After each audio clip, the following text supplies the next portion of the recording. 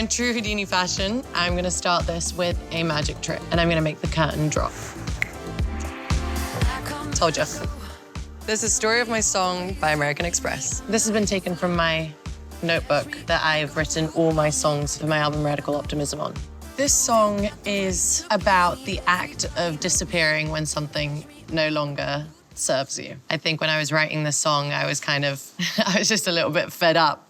And I was like, right, I'm done. I felt like with my last album, I'd envisioned that that whole album was gonna be heard out. And then the pandemic happened and we got stuck at home. All I wanted to do was get back into the club and make a record that was solely for dancing. All right, so let's get into the first part, the chorus. Are you reading my lips? They say I come and I go. Tell me all the ways you need me. I'm not here for long. Catch me or I go Houdini. Here, I guess instead of saying, tell me all the ways you need me, it's show me all the ways you need me. Tell me all the ways you need me. I guess clearly here I was having a little bit of a battle. Which one should be the lyric? For me, with Houdini, because we were just having fun when we started and it was at the end of the session, we just kind of threw down whatever felt right in the moment. It actually ended up going through a lot of changes, but the chorus in itself, that stayed from the very beginning. And the first lyric was, catch me or I go Houdini. The whole story was built on the basis of that. I think repetition in a dance track makes it very easily digestible for people who are listening. It makes it fun. It's just about getting the groove and letting loose. For me, at least, that is what I want when I'm dancing. Like, I want to have something that I can sing along to, something that I can sing with my friends. I think it's really about sharing a moment with other people. Catch me or I go Houdini. People have said a lot about the way that I pronounce Houdini. There is a kind of like sound that comes with it. Houdini. I don't know if it's an accent thing. I can't really hear it. But now when I just heard it out loud and I was thinking of whether I should mention it, I was like, oh, I guess I can hear it. Houdini. If you're good enough, you'll find a way. Maybe you could cause a girl to change. Do you think about it night and day? Maybe you could be the one to make me stay. When talking about manifestation or writing things down, I think the songs that I like to perform on stage, I always like to make sure that there's a positive twist. Because if I'm gonna get up on stage and sing that song over and over and over again, it kind of becomes like a mantra. I gotta be careful what I'm saying, because the more you say it, the more it starts to ring true. And so I always try and put something positive in it. So for example, in the post hook, maybe you could cause a girl to change her ways and maybe you could be the one to make me stay. And there's something kind of hopeful in that. There's a real toughness to the song and to aspects of my personality. But then there's also a real vulnerable side and a softness. And I think even though when I sing her ways, it's like really loud and belty and powerful, but it's like a cry for a want or a need. This is a post-chorus, which actually doesn't happen so often in a lot of my songs. It just keeps the party going. It's that second wind. It's like you start getting tired from all the dancing, then the post-chorus comes in and you want to keep on going. When you're trying to tell a story, this isn't enough. You know, you've got to kind of explain it a little bit more. And the post-chorus gave us the opportunity to paint a bit of a bigger picture of what's actually happening and why I'm saying catch me where I go. You just have a kind of groove, and then the middle eight, which we actually got in London. That was the last thing to come in the record, and that kind of helped put a really nice little bow on it.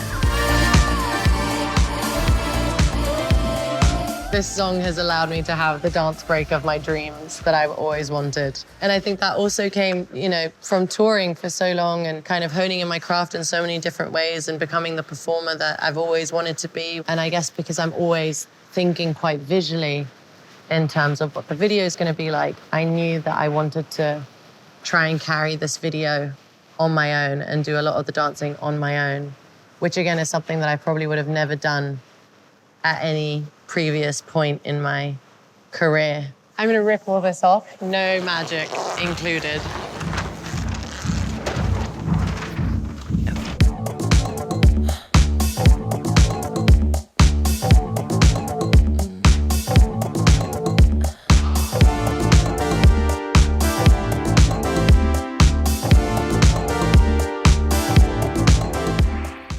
Because in my head, I'd always known that it was going to be a performance video, I thought, why don't I start getting some of the moves into my body and starting to think what the new choreography is going to be like for this album. Downstairs in my house, I emptied out the gym and I decided to start rehearsing a little bit. I had also just dyed my hair red, so I didn't really want to leave the house. So I was spending a lot of time in the basement dancing. It's a really small room downstairs, but it has mirrors.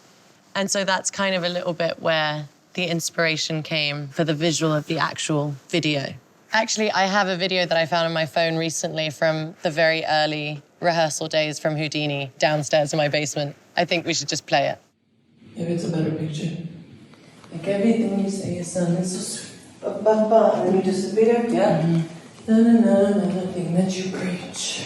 Then they'll be behind here. They won't see them. Something that'll make me believe When they're here. You know what I mean? And this is us playing with the mirrors and the idea that when the lights turn off, then the dancers are gonna appear, again doing a magic trick, kind of like in Houdini, and then they come and they go. But the one thing that stays constant throughout the video is me. And luckily I worked with such an incredible team. And Manu Kosu, the director, he was just so up for it and had brilliant ideas. And he was the one who thought we should go to the English National Ballet to shoot it and do it in a dance setting, and it gave it that very kind of black swan scene in a way, but with a modern touch, I guess. So this person with me is Charm LaDonna. She's my choreographer, and Sharon, her assistant. Just having these two women with me makes me feel so confident. Because we had to shoot Houdini so quickly, time was kind of the essence. And so I had to put a lot of trust in them because I know that they're so brutally honest. They would be like, no, another take, until it's perfect. I need something that'll make me believe. If you got it, baby, give it to me. I love this one, and I also love the overhead shot. It's like the crowd surfing moment, laying on top. And also the touch with everybody with red hair. So we're all matching, we're all one. We're the same, but different. Except my hands did go all red, and not from my own hair. It was just by like touching everyone else and being carried through, and everybody's, like the hair dye was like paint. We just had to deal with a lot of red paint everywhere. I come and I go. Tell me all the ways you need me. I'm not here for long. Catch me or I go. Houdini. I come and I go. Prove you got the right to please me. Everybody knows. Catch me or I go. Houdini. Seeing the journey from what we practiced in the basement and then seeing it come to life with all the dancers and in the room with the mirrors and how it looks once it's filmed. The process of it all coming to life has just been really special.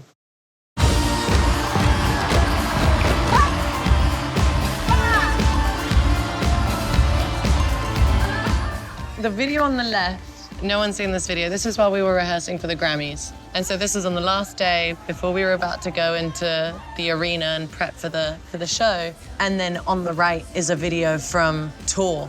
This was while I was doing some of my summer shows. I can just see such a big difference from both videos. Obviously on the left, we're just performing to a camera, and on the right, I'm performing to a crowd.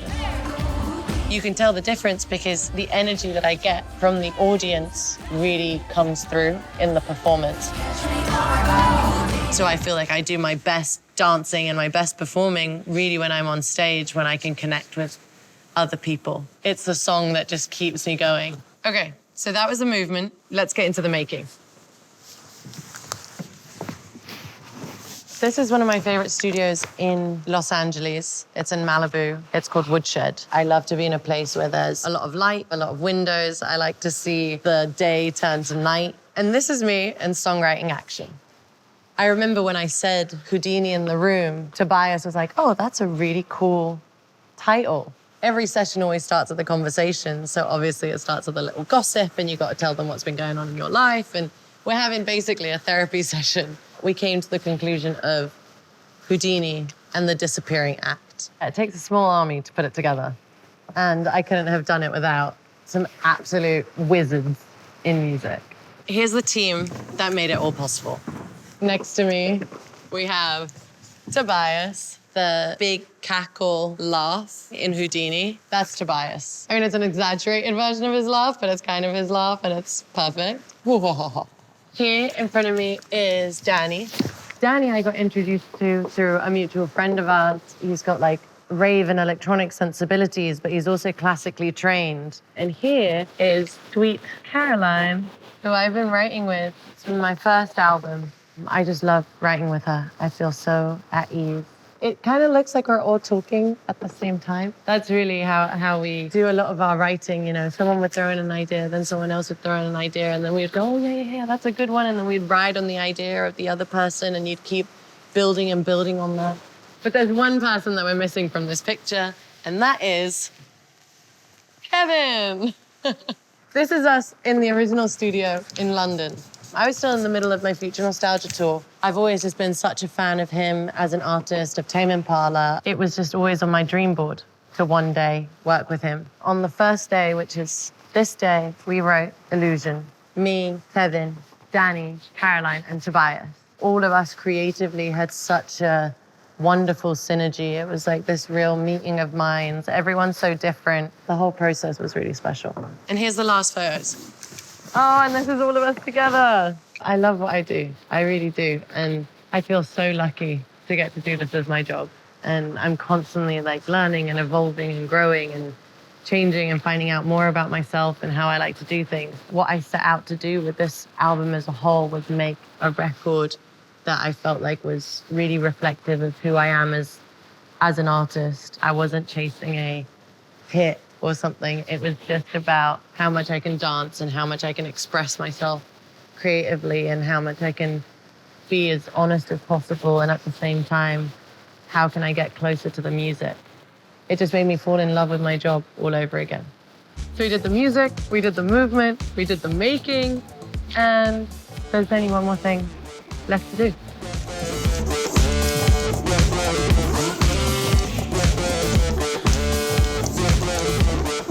That's the story of my song. Catch me or go Houdini.